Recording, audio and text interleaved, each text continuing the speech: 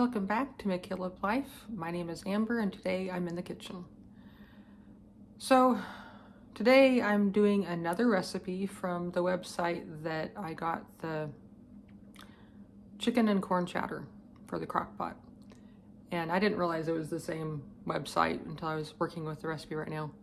But I'm looking forward to it. Today I'm trying, let's see here, it's called Crockpot Olive Garden Chicken Gnocchi Soup. So I'm preparing all the ingredients and I was thinking this might be interesting to share with you. So come along with me and find out if this recipe is good. Looking at the ingredients and everything, it seems like it'll be a very tasty meal.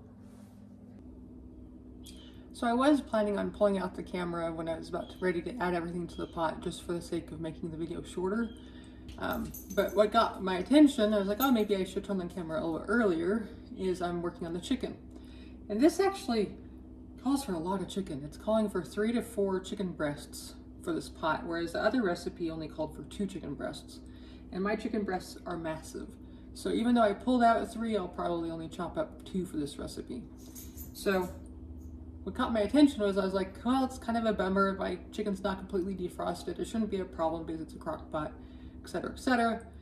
And I am ignoring their instruction that says cut it into 1-inch pieces after my last experience with 1-inch pieces. So I'm just slicing it according to what I think is a good bite-sized piece. But this is really cool. This chicken is frozen. We're basically par frozen. It's starting to thaw out in the middle. And I forgot, it's actually a wonderful time to slice meat because the freezing of it actually makes it, it's not all squishy and gooey and moving all over the place. It makes it more structural.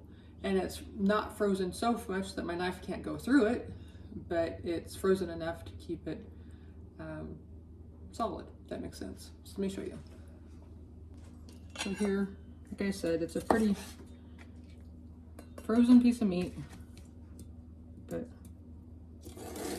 it also helps that my knife is very sharp. This is a new knife my husband got me for Christmas to replace my old one. But just so easy to cut. So just slicing it, and I'm probably gonna cut it once down here before cubing it.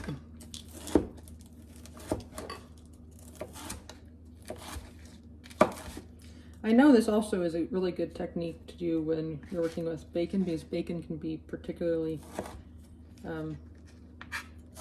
want to say chewy, but that's probably not the right word, stretchy. It doesn't keep its shape because it has so much fat content in it. So that's a lot smaller than 1 inches. Well, maybe one side is 1 inch, but not all of it. So I'm going to continue chopping this chicken and then I'll bring you in when I'm filling up the pot. While I already have it out and it's par frozen and it's really easy to cut, I went ahead and cut up the 3rd chicken breast and I'm putting this in a bag. I'm going to put it in the freezer for my next recipe. It's actually the next recipe this week does call for, once again, chicken breast cut up into small pieces. So this will give me a head start for the next recipe. I will link this chef's knife in the description box below. This is my favorite chef's knife.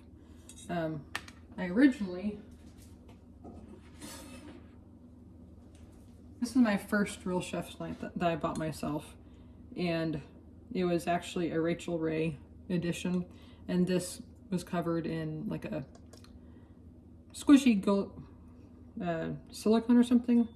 It was called Gusto Grip, so it's supposed to be a more comfortable handle. But of course, over time, this breaks down and it was splitting and I was getting water in it and wasn't sanitary anymore. So I asked for a new knife for Christmas, but I wanted something that would last and not break down over time. And so this is my replacement. It's by the same company. It's not a Rachel Ray special. But what I love about these knives is how it fits my hand. The fact that this little thing comes down, I don't understand why it helps, but the weighting of the knives are really nice. These little divots in the knife make it so it goes through Solid's easier.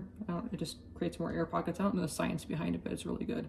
And this particular length is really good. I actually, when I bought this knife, I bought a pair. And here's a smaller one. And it's basically brand new. I never reached for this length of knife. So you can see there's quite a bit of difference. And yeah, it's brand new. You can see the little silicone covering. No problems. So now that I've been chopping chicken, I'm gonna go wash this knife now. But this is my favorite. It's made by Furi, F-U-R-I. It's a knife company out of Australia. And because it's not serrated, I can sharpen it at home. And they come with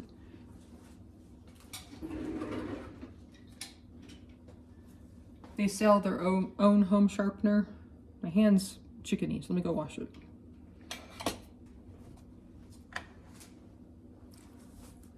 So the sharpener, it collapses down into this, and then you just swirl that around, and that becomes your handle to hold it. And they have this hand guard, so the knife won't come down to your hand. And then you put your knife between these two blades, and you just drag it through. And they recommend, I think it was like 10 times through it. And then I usually wipe off the blade or rinse the blade, because in case it has metal shavings on it. But I've had this for easily a decade or more, and it works really nicely. After I do, I can't say how often I use this. It's just when I notice my knives aren't working as well. None of this is sponsored. I'm too small of a little YouTube channel to have anything sponsored. I don't even qualify to have an Amazon store at this point. I just want to share with you the products that I use and I love, and I find very useful in the kitchen. Another thing I like about this knife is the fact that it has this curved bottom on the blade. It makes it so the knife rocks very well, which is important when you're chopping. When you're having the point down in one place and then just rocking back and forth to do an easy chop. So that, to me, is a very important when you're talking about chef's knives. Okay, so for this recipe, they're asking for 3 to 4 boneless, skinless chicken breasts diced. They say 1-inch cubes. Like I said, it looked like a lot of chicken, and this isn't even all of the chicken. Go ahead and add the chicken. And this is already defrosting quite a bit, just from the act of cutting it. This was in my refrigerator overnight, but obviously it didn't thaw out completely. And then it's asking for a stalk of celery diced, and a half a white onion diced. So that's what I have left over, diced onion in my fridge. So just put that in.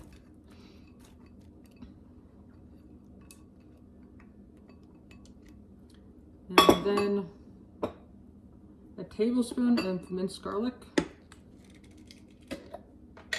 Trying to use up this jar for my stepdaughter. So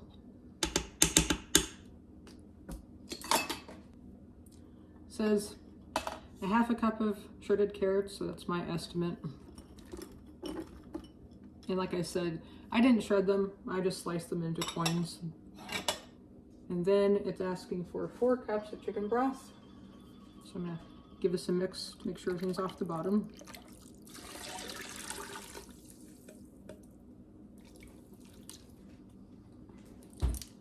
Saying 1 teaspoon of salt.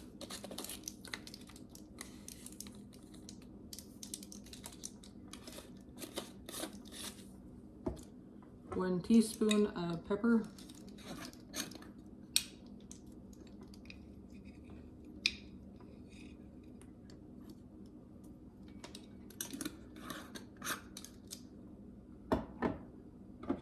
And 1 teaspoon of thyme.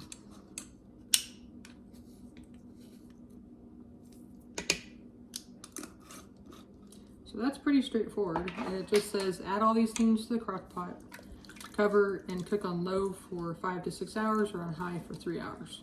And then after that, we'll be stirring in a cornstarch slurry and the gnocchi. And then after that cooks, then we'll be adding some spinach as well as some Parmesan. So at this point, I'm gonna go ahead and give this, I already stirred it, I'm gonna go ahead and cover it up. And this is not going on pressure cooking, so I don't need to have this set for close, so just so that is open.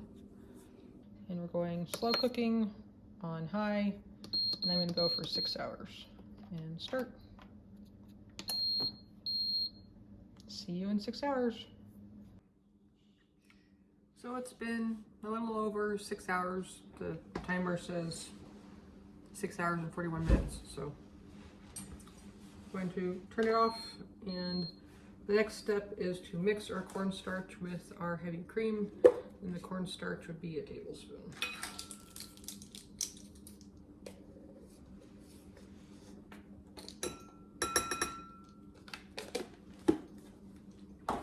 And then heavy cream is gonna be 1 cup, actually 2 cups. So this is gonna be a very creamy soup.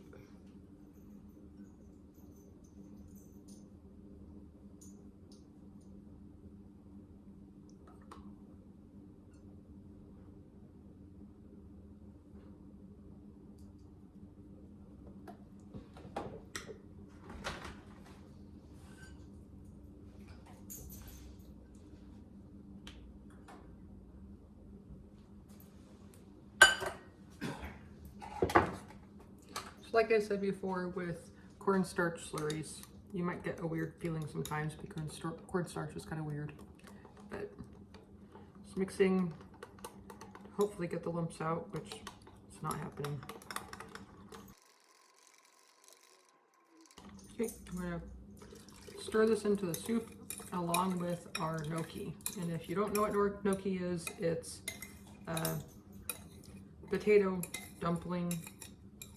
It's a dumpling made out of mashed potatoes, basically. This is just a 16-ounce package, cooked according to their directions, which they said is about 15 to 30 minutes. This particular package is not gluten-free, but I'm thinking I'll be okay. If I am having gluten, it's just not processed gluten as much. So all of these in there.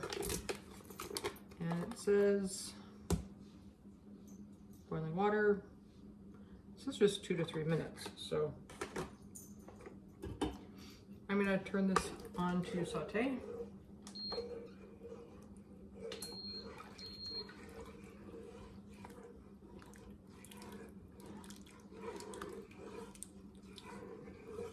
It says switch the crock pot onto the high setting, cover and cook until they're cooked through. This wasn't quite boiling, so. It's also asking us to stir in fresh spinach at the end, as well as Parmesan. I don't have fresh spinach, I only have frozen. That's what you saw me cutting previously with the knife. I wouldn't want to buy fresh spinach just for this anyways, because my family doesn't really eat it and it'll just go bad. So it's easier to just get frozen spinach and then piece it out.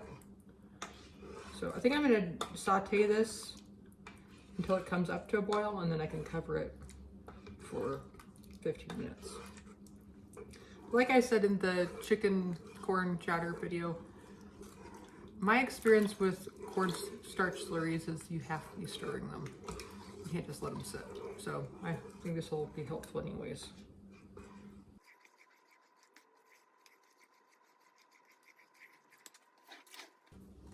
It's a good time to test for seasoning, although the Parmesan will add a lot more salt.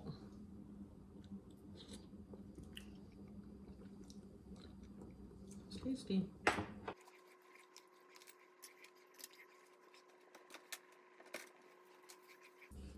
But it was nice walking in the house and having this smell of dinner already cooking. That's one of the joys of Crockpot cooking, is that it's working when you're not here to work on it. It's a near boil, so I'm just going to go ahead and turn it to the high setting and put the lid on.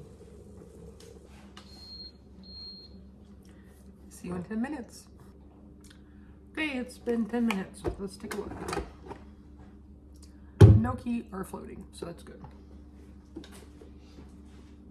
So I'm going to go ahead and stir in, you say 1 cup fresh spinach. This is 1 cup frozen defrosted spinach.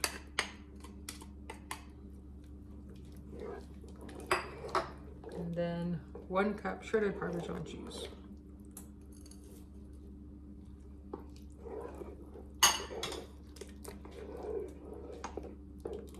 And that should be it. That should be done. So next we'll have a taste test at the table. So I've had to change a wardrobe because soup went everywhere, but I still have some in my bowl, so we're gonna give it a taste.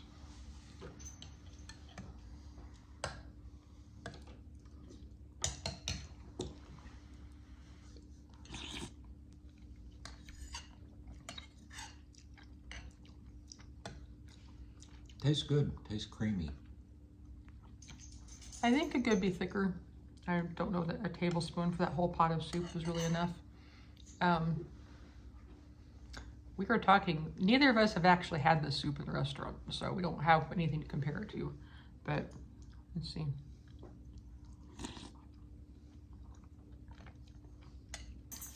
The dumplings are nice and soft, and it's very tasty. I would like it thicker, but other than that, it's very tasty. So thank you for joining us today.